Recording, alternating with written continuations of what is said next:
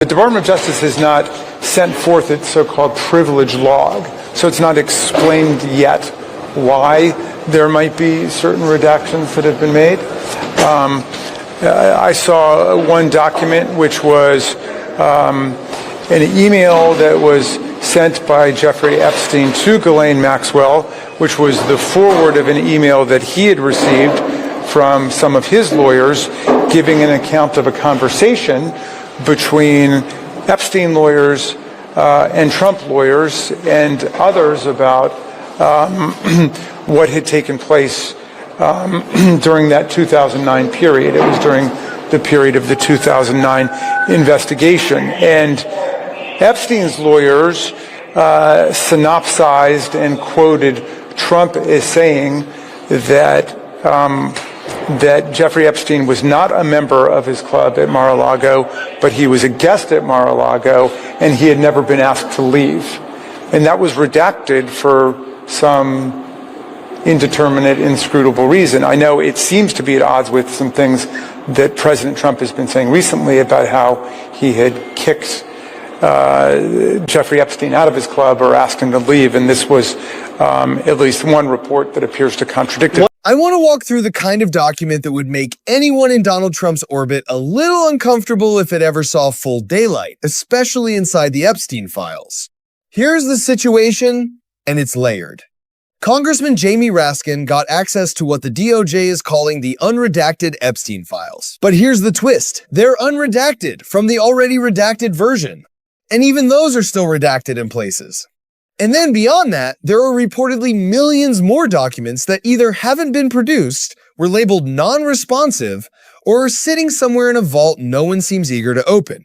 So yeah, it's transparency, but with trapdoors. One document in particular caught Raskin's attention.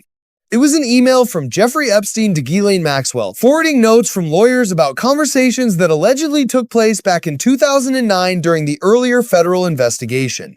According to Raskin, the email summarized Trump as saying Epstein wasn't a member of Mar-a-Lago, but he was a guest and had never been asked to leave. That matters because it clashes with Trump's more recent version of events, where he said he cut Epstein off or threw him out once he learned something was wrong. The document suggests something very different, that Epstein was welcome. And that specific portion? Redacted. Now, here's where it gets legally weird. There's no obvious attorney-client privilege between Epstein and Maxwell emailing each other. No lawyers copied, no deliberative government process. Just two individuals forwarding a message. Yet when members of Congress pressed the Attorney General about unsealing it, the answer they got was essentially privileged. Over and over again. No privilege log explaining the redaction, no detailed justification, just trust us. I also found an email that I have right here from Jeffrey Epstein to Ghislaine Maxwell that was unredacted. And it included notes of statements that Donald Trump made about his prior relationship with Jeffrey Epstein. Now, there is no reason for this to be hidden from the American people.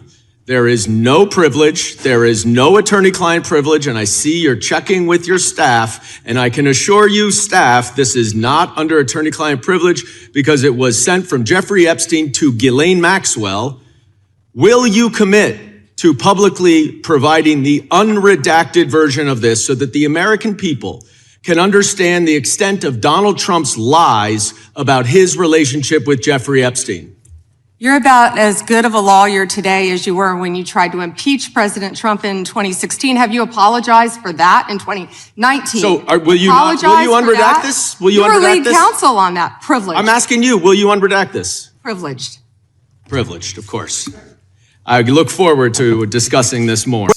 For people who've worked in litigation, that's not how this usually works. If you withhold something, you document why, you list it, you justify it. Especially when federal law, like the Epstein Transparency Act, requires you to explain redactions and protect only victims' identities. Instead, thousands of pages remain blacked out with little explanation, while other documents reportedly weren't turned over at all. And that's the bigger issue here. It's not just about one email, it's about the structure of access. Lawmakers were reportedly given limited computer terminals, restricted search capabilities, no staff assistance, and now it appears their search activity may have been tracked. Oversight that feels less like oversight and more like supervised library time. Well, I think it was the first substantive document that I got to, and I think I was the first member to show up for the big opportunity to go after the unredacted materials. There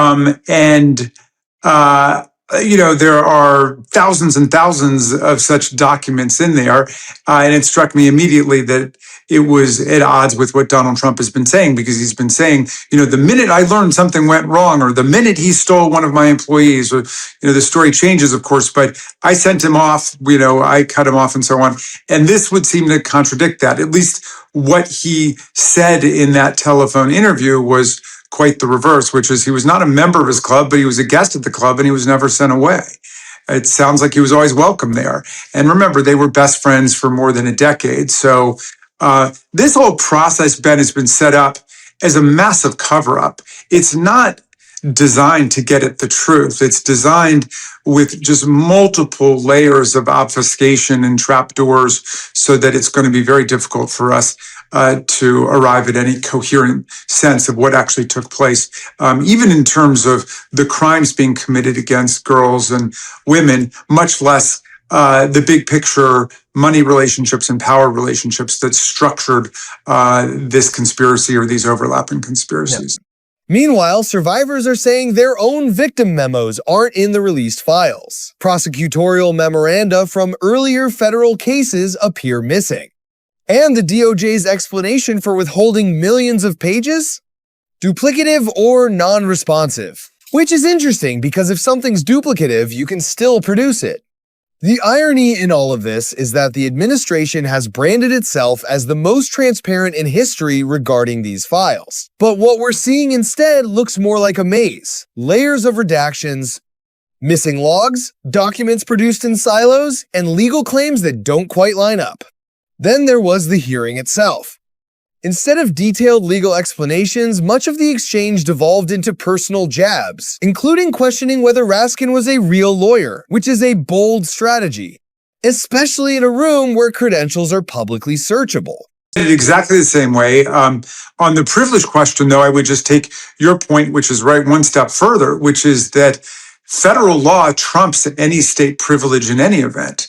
So the whole idea that somebody says, oh, well, there was an attorney-client privilege, even though the attorneys weren't involved, even though this was being released to a third party who was not part of any potential privilege, thereby destroying the whole thing. Leaving all of that aside, there's a federal law that compels them to turn everything over. And the only thing that must be redacted is the names of the victims. And of course, in more than 100 cases that we know of, on tens of thousands of pages, there were releases of the names, the addresses, the phone numbers, in some cases even the nude images of people who should have been redacted and who were covered by what Congress passed. So, look, it came out at the end of the hearing because of a photographer's capture of some of the papers in Attorney General Bundy's burn book, that they basically had been tracking our use of their 4 computers to look into the unredacted version of the 3 million out of 6 million documents that were released. Okay, and this was in the case of Pramila Jayapal, where they had given to Attorney General Bondi a document that said Pramila Jayapal's search history, and presumably they had the same thing on each one of us. In other words, they were looking at what we were looking at before she came in to testify, so they'd be prepared to answer anything that we posed to the Attorney General. Well, that's obviously a massive attack on the separation of powers, on our ability to conduct oversight within our legislative responsibilities, and an insult to the speech and debate clause and the whole thing. So we would like to use this as an opportunity for a reset, where we go back to basics and say, look, this isn't working the way this is happening. right now. This is not a game of hide and go seek. You've got to turn all these materials over, and we're going to need a completely new methodology for working this so we can get our staffs involved. We're not allowed to have our staff involved, and there are all kinds of Supreme Court cases that say that members of Congress depend on their staffs. Some describe them as our alter egos because we have so many competing responsibilities. We need staff to help on stuff like this. We need staff to be involved, and we need much greater access than we have now. But fundamentally, as you were saying, we need an explanation for why something like 200,000 pages have been redacted of the 3 million they turned over, and then what the hell happened to the other 3 million documents? The DOJ is saying, well, it's duplicative. Well, if it's duplicative, just turn it over. But we know that there's stuff in there that's not duplicative, including the memos relating to victim interviews. People who would call up and say, I've been the victim of human trafficking, I've been the victim of rape, and there's a memo made about it. A lot of those are in there. And the reason we know those are in the 3 million withheld documents is because there are women who are survivors who are saying they cannot find them in the 3 million documents that have been turned over. But Raskin's response was less about resume wars and more about what defines good lawyering, standing with victims of injustice rather than protecting power. That's really the core tension here. Because beyond the politics and the procedural chess match, there are real survivors whose stories are embedded somewhere in these millions of pages. And every layer of delay, every vague privileged objection, every unexplained redaction feeds the perception that this isn't about clarity, it's about containment. So what happens next? That's murky too. The law as written may not include a direct enforcement mechanism. Courts have been cautious. Congress may need to amend the statute. More pressure will likely build from both lawmakers and survivor communities. But one thing is clear. The debate isn't just about what's in the Epstein files. It's about who controls the narrative around them and who decides what the public gets to see. And when a single email contradicts a very public story, that's the kind of paper trail that suddenly becomes very, very interesting.